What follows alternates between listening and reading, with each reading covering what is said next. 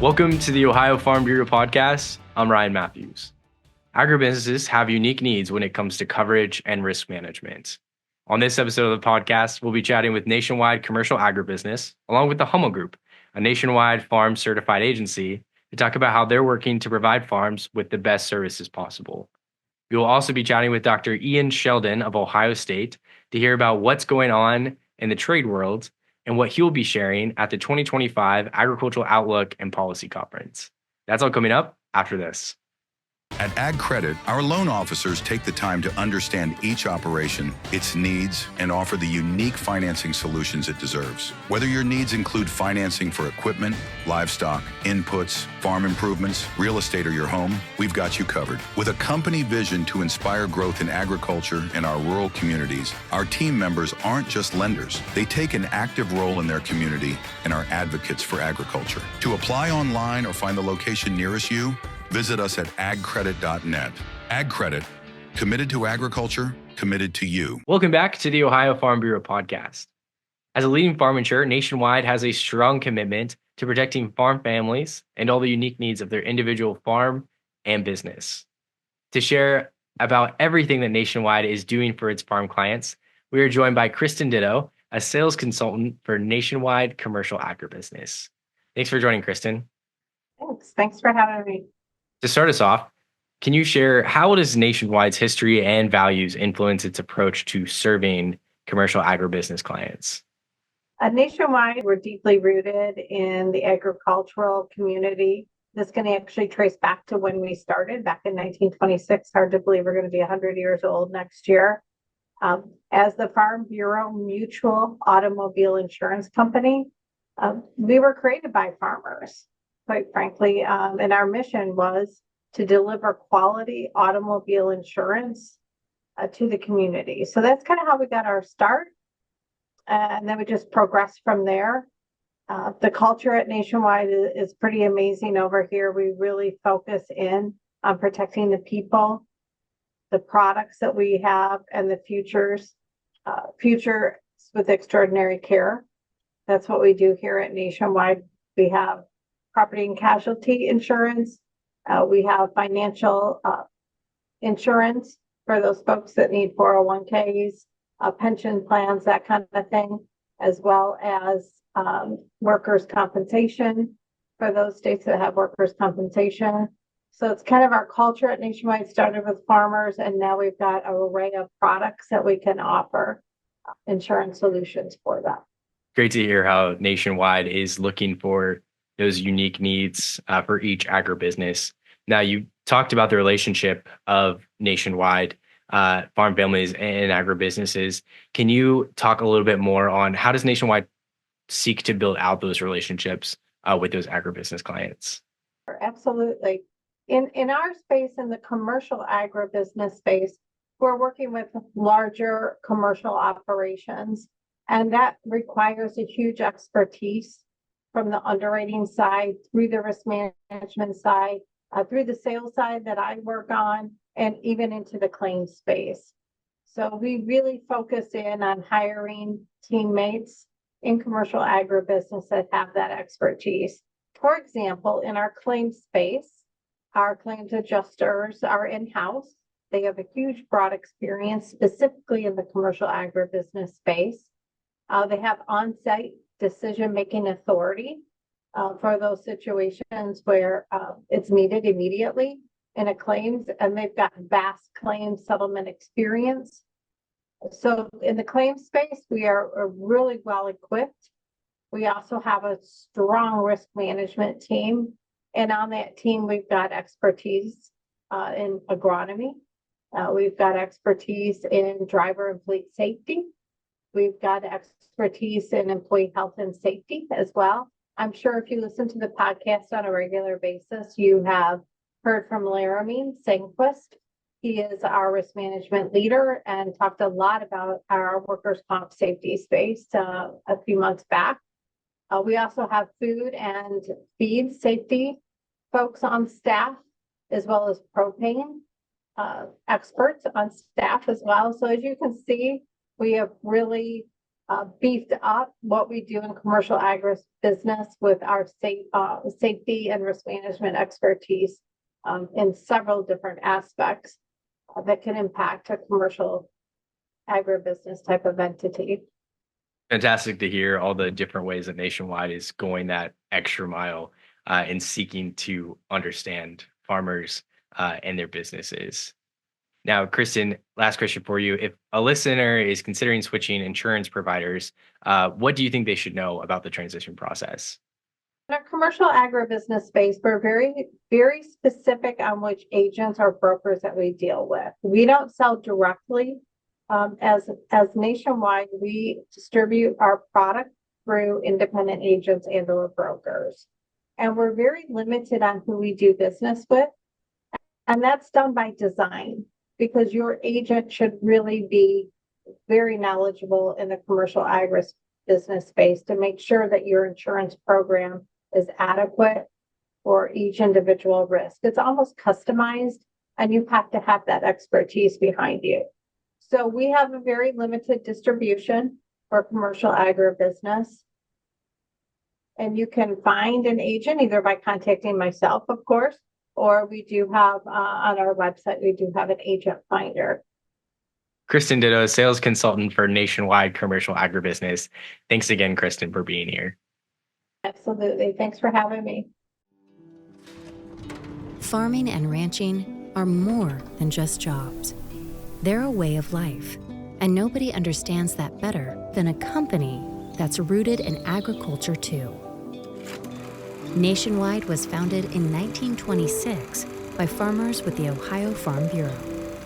Today, we're proud to be the official insurance and financial services provider of select state farm bureaus. We're more than just an insurance company. We're a protection company, driving agricultural efforts that matter to you. Agriculture is a rapidly changing industry. Nationwide has the solutions to help you navigate these changes. Nationwide is here for Farm Bureau members. Our commitment spans nearly a century, and will continue to serve you for years to come.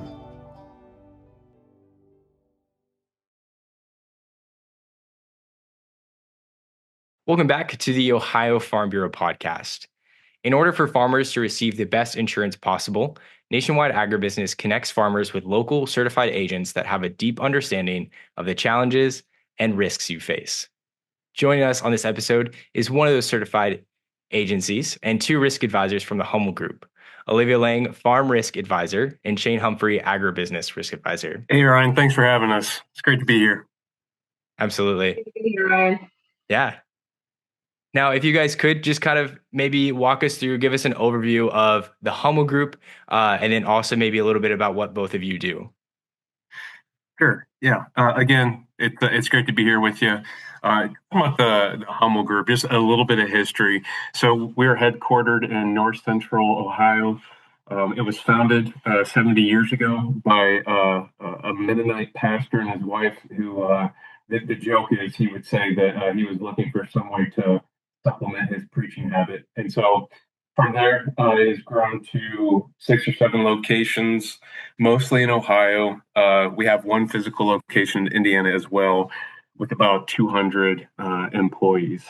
I know we had talked earlier here, Ryan, about sometimes there's confusion between what is a farm advisor, what is a agribusiness advisor, and we like to simply ask the question, is there a farm dwelling on the location? And if there is, you get the pleasure of working with Olivia and her team. And if not, you're probably going to work with us. So we typically work with the folks who work with the farmers, and Olivia and her team works with the farmers. Olivia, what would you add to that? No, I think that's a great way to explain it, Shane. Some of your larger operations, your co-ops, feed mills, where they're full out business, it's not necessarily a family operation. They're a lot larger than some of your family farms or even your large scale farms. Definitely that stuff goes to you. So thank you both for that understanding and helping our our listeners kind of, understand the difference between the two. And just depending on what their farm might be, they might be working with one of your teams. Now, to kind of go through this, how we can do this is kind of just go back and forth, maybe talk about the differences of, what agribusiness looks like, and then maybe what of the farm insurance looks like as well. Starting off, Shane, can you tell us a little bit about what's going on in the market for business insurance and for commercial agribusiness operations? Sure. Ryan, this is the first time we've been asked that question in a number of years where I don't have to brace my audience for the answer. For the first time in a number of years, the market, knock on wood, is actually starting to soften. So over the last few years, your audience is going to be well aware that 15, 20, 30% increases, especially on the property, was pretty normal. And there were a lot of factors that were impacting that. The derechos that went through, wildfires, hurricanes, flooding. It just seemed like one after the other. But over the past 12 months, what we've seen is that property market has really come back down and stayed flat. There's still some increases just to keep up with inflation. That's still an issue. And especially if you're running a temperature as far as claims and losses go, you're probably not going to see that flat renewal. But we have seen that is no longer unusual for somebody to have a flat renewal, meaning you stay the same, or actually to see a reduction if your claim history has been good. Olivia, could you kind of give us some insight on the farm side and what it's looking like there for the market? Yeah, Ryan, we're seeing similar. The market finally, for the first time since, I don't know, probably COVID time, has started to soften. And we really see that the renewals are flat, if not close to flat, which is great for our farmers. And similar, like Shane said, now that's not the case necessarily if you're having claims. The cleaner of the record, the better. Sounds like we got some good news when it comes to insurance and the markets around there. Now, Olivia, starting with you, could you talk us through just what farmers can do to best position themselves, for those flat or reduced renewal premiums and maybe some better conditions? Yeah, Ryan, that's a great question. To really have control over your insurance program, it's more than just being claims free, but it's more so having a risk management plan, having safety features in place on your farm.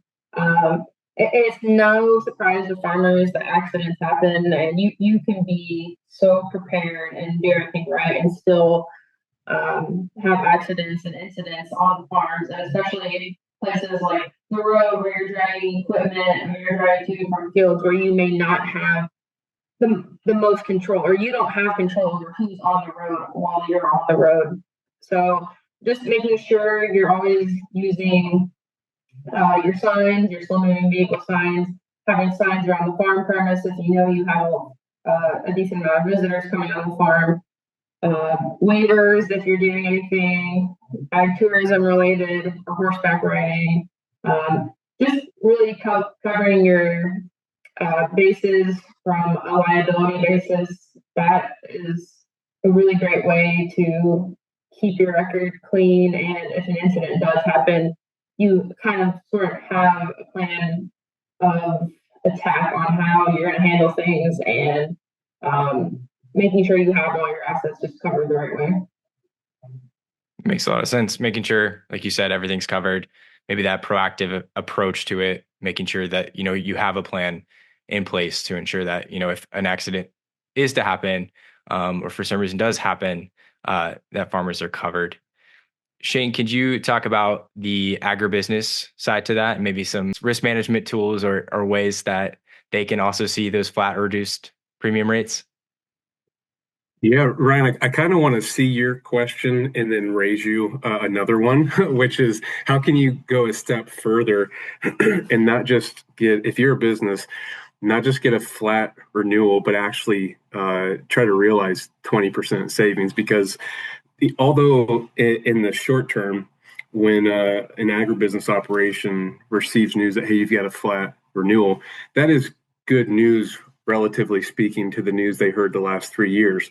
However, when you just took 3 years of 30% on top of a 30% on top of a 30%, you're nowhere close, premium or coverage wise, usually, to where you were 3 years ago. And so what we have found is that for businesses with GMs and boards and owners who really want to partner with their insurance company to prevent risk, to take measures to reinvest into their property, to prevent losses, when they take that proactive approach and kind of start betting on themselves, then, right? If they're saying, hey, we're doing all this stuff proactively to prevent losses from happening, so why would we want to keep our deductibles super low? We don't want to use our insurance program as a maintenance plan. We actually never want to use it. It is only for the catastrophic. When we've seen businesses adopt that mindset, well, then there's real premium savings that could happen, where it's not just you get a flat renewal, but you actually get a 20% reduction. And that is not just a fairy tale. We have seen that happen repeatedly in the past 12 months. But like I said, it is not how it was 10, 15 years ago, where if you are a business and you didn't like the quote that you got, you didn't like the property coverage you got, you just went and found somebody else who would come in and just cut that number, and they would just beat it.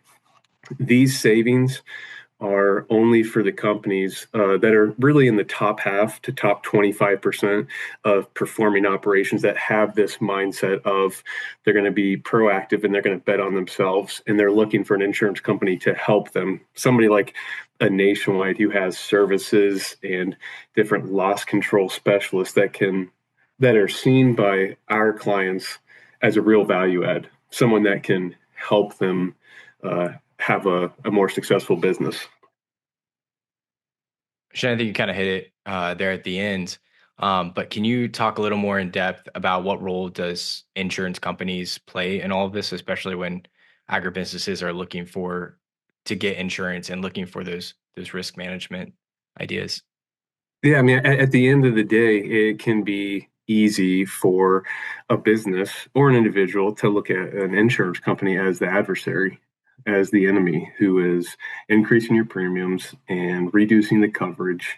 But at the end of the day, you kind of have to I always advise my clients and prospects to try to practice empathy, to take a step back and try to put themselves in the shoes of the insurance company or the underwriter, which is a scary endeavor for many of our folks. But it's actually not as scary as it seems. And once you do that and you realize a lot of our clients have property values totaling 20 million, 30 million, 50 million, 100 million and more, you ask yourself, okay, how much premium would you take to assume that amount of risk? So yeah, I'm on the hook. If there's a catastrophic event that comes in and wipes out $100 million of property, I'm on the hook. And here's how much premium you'll pay me to do that. And it's kind of, role reversal. But when you do that and you realize, okay, this is going to have to be a partnership where the insurance company can get enough premium, enough rate is what we call it, to justify taking on that risk. Well, then you start working together, and it's no longer a me versus you situation, but how can we partner together to limit the risk that the insurance company is actually taking on, so that the rate is lower? But like Olivia mentioned, accidents do happen. So to make sure that you are covered adequately when that big loss comes. So it's really viewing it as a partnership, and it's relationships. It comes down to relationships, how transparent our GMs, our board members, the owners are, and what kind of relationship with the underwriter and loss control they have. That's kind of been the sweet spot that we've seen when businesses have come in and gotten to realize these improvements to their insurance program, which isn't just rate reduction, but it's also better coverage on the things that matter the most, like the property.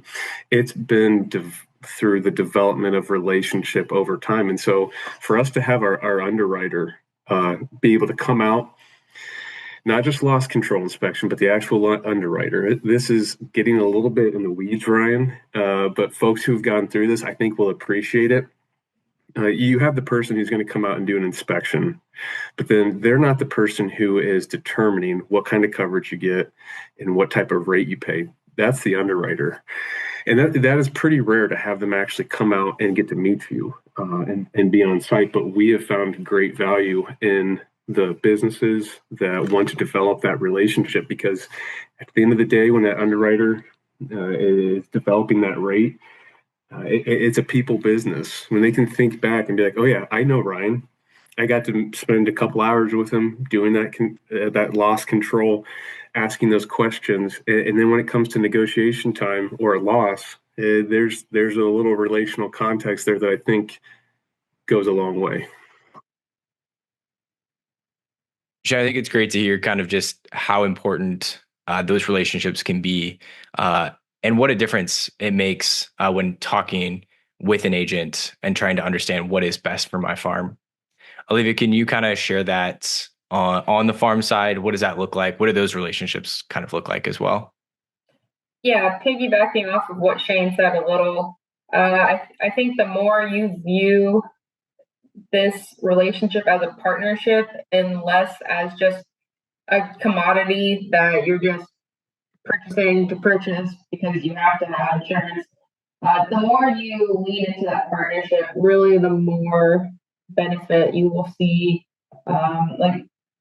It's kind of in the name. I mean, we don't even go by agents, we go by advisors. Like, it is our job to advise you and help you put together a risk management plan that is not just insurance, but also just other things on the farm that will make your farm successful, especially when a natural disaster or an accident does strike.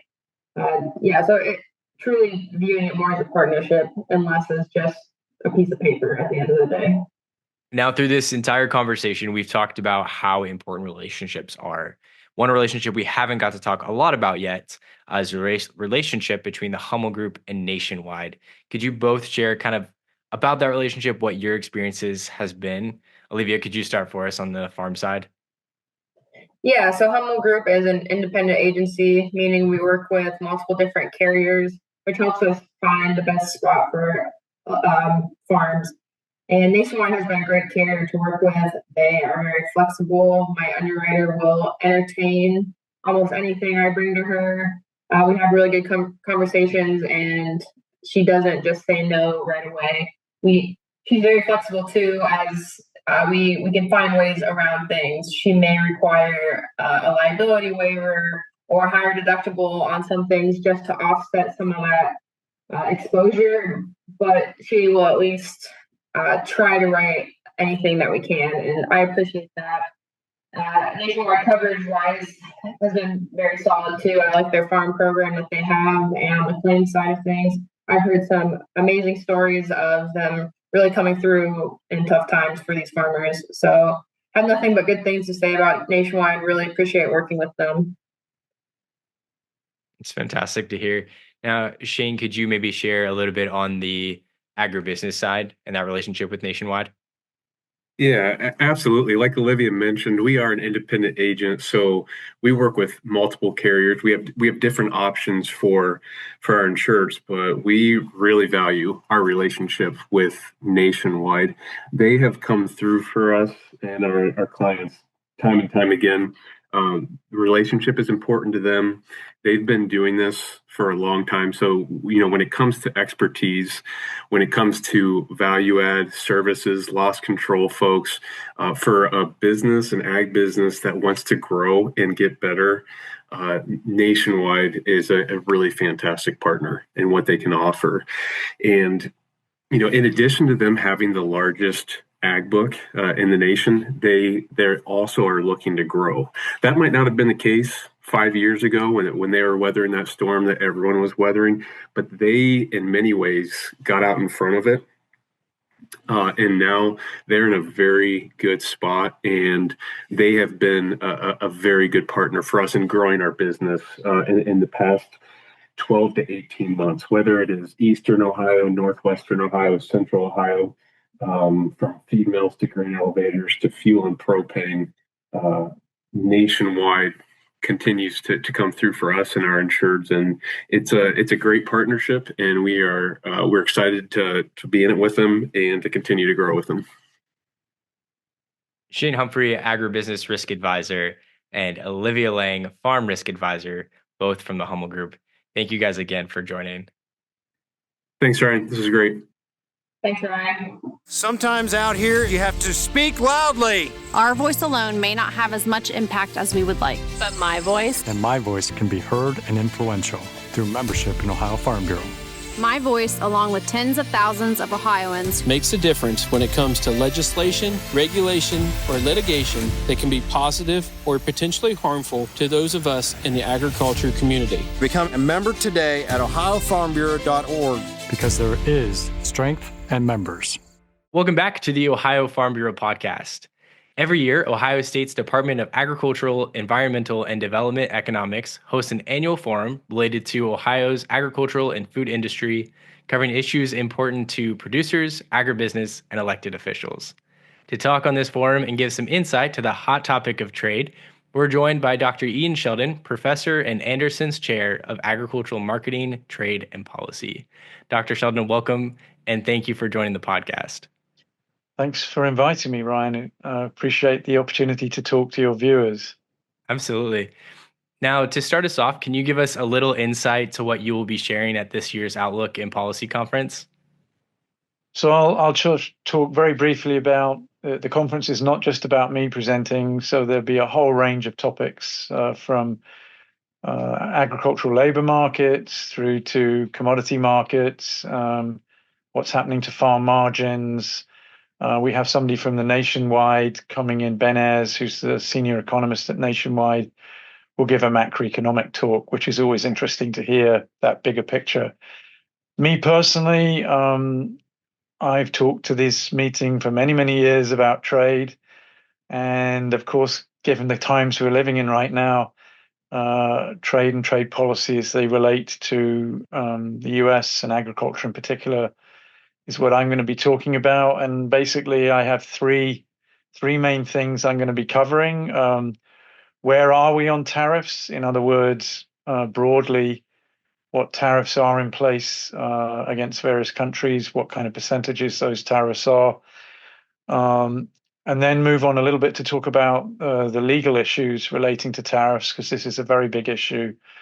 I've been following not just the case at the Supreme Court, but at the lower courts, and I'll briefly describe what the court actions have been so far and maybe speculate on the way I think the Supreme Court might come out on this, and in particular, if they do override the president's use of this thing called the International Emergency Economic Powers Act of 1977, what are the implications for U.S. trade policy, and how I think it's going to really throw the world into an even greater world of uncertainty about trade policy, because it's not obvious what the president and his administration would replace the current system with. And then finally, we'll get around to talking about the impact of trade policy as it's been in place for the last, 9 to 10 months or whatever. What is the impact on the agricultural sector, and where are we coming out in terms particularly of trade with China, which is, I think, is what's on most people's minds here in the state, and also U.S. agriculture in general. So that's pretty much what I'm going to cover. We only have about 20 minutes to do so, allowing time for questions. So that's quite a lot of ground to cover in a short space of time. That is a lot of information, but I think it just goes to show that there's a lot going on right now when it comes to trade. There's a lot of different players, a lot of different moves, and it's all leading to a lot of different uncertainty. So looking forward to more of your insights and the research you've been doing here at the Outlook and getting to share that out. Dr. Ian Sheldon, Professor and Anderson's Chair of Agricultural Marketing, Trade, and Policy. Dr. Sheldon, thanks again for being here. Find previous podcasts at ohiofarmbureau.org and search podcasts.